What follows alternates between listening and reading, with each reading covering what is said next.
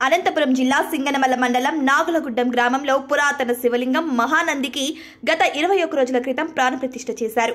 అనంతరం ఈరోజు పూజా కార్యక్రమాలు నిర్వహించారు.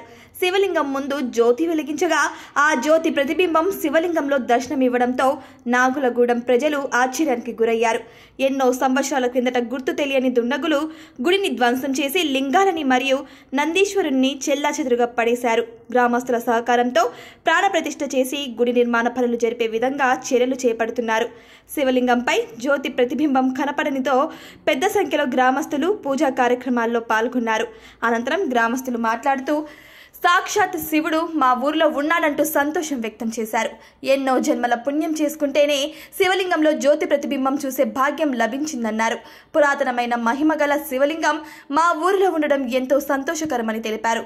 అలానే శివలింగంకు నెయ్యాభిషేకం, పాలాభిషేకం, ధాన్యాభిషేకం, పసుపు కుంకుమతో అభిషేకం నిర్వహించి స్వామివారిని అలంకరించారు. అనంతరం భజన కార్యక్రమం నిర్వహించి రాత్రి జాగారం చేస్తున్నట్టు తెలిపారు.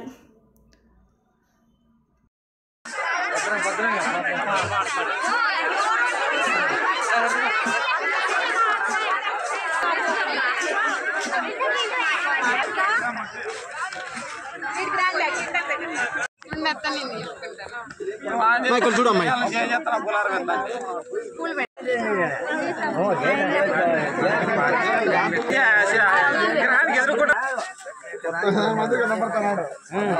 కళ అలా మన్నో ఇది గుడిపండి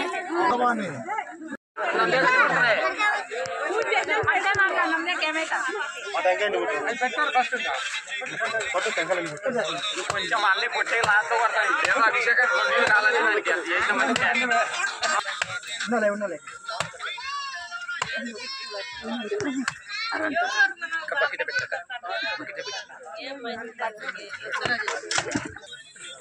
మీద పట్టకూడదు.